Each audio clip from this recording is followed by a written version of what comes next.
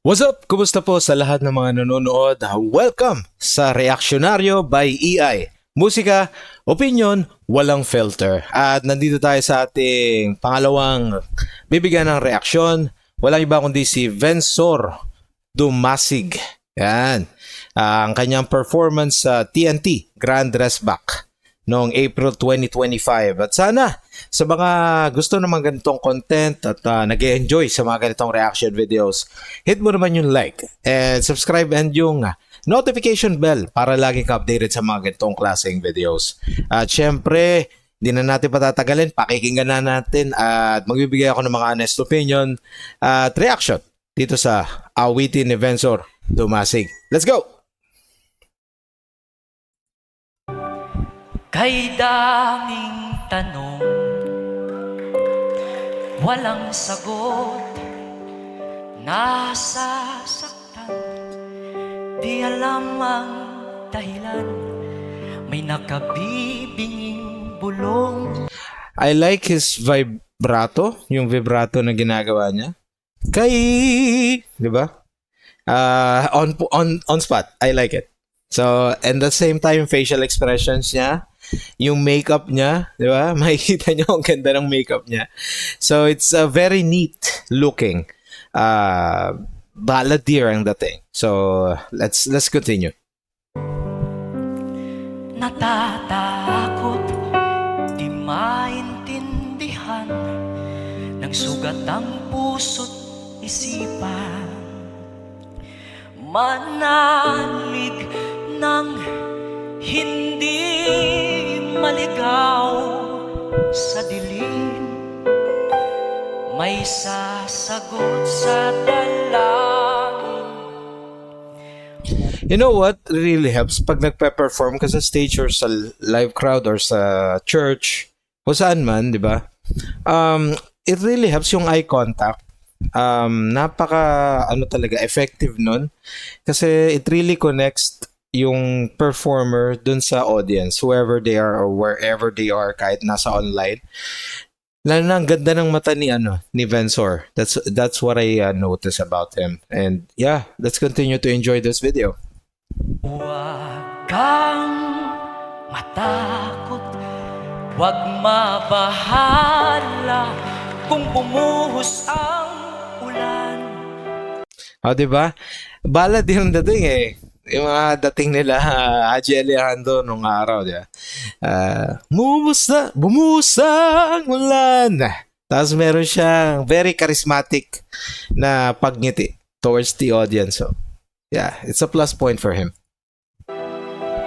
Anumang pagsubok may dahilan, minsan Very expressive yung mata niya. Galing. walang kasagutan, sa gitna ng unos, pangako niya'y di ka iiwanan. Amen. Sa gitna ng unos, di kanya iwanan. Yes. That's how faithful our God is. Yes. Thank you, Jesus. Ilang ulit ng kaniyang napatunayan,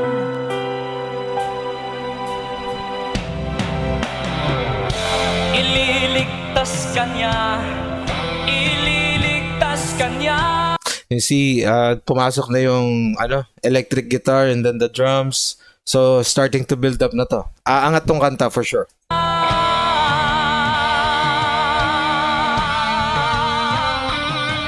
Basta't magtiwala, huwag kang matakot, huwag mabahala kung bumuhos ang ulan.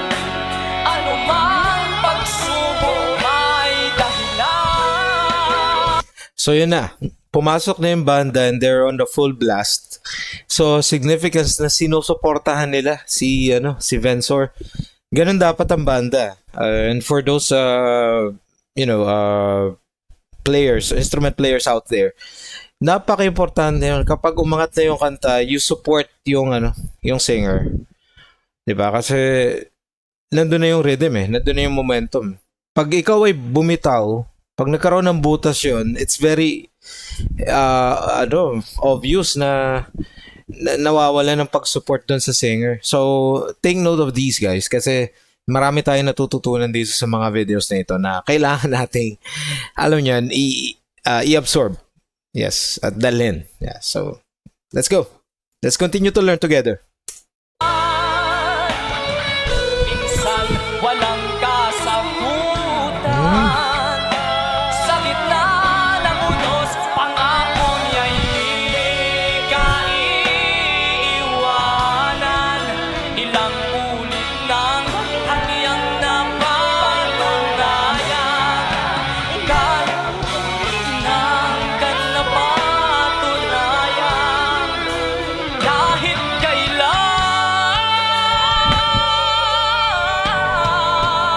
Kahit kailan! Ang galing ng stretch ng boses niya doon, no? Magaling to si Vensor. Mahusay siya.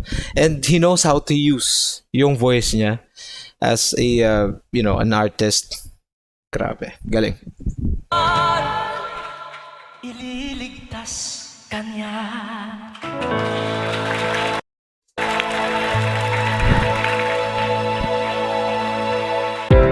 So towards the end, meron siyang very, very nice smile na nakakatuwa. So yun yung, yes, that's the performance of Vensor Dumasig sa TNT. Wow! So let's sum up yung mga na-observe natin kay Vensor on his performance, overall performance.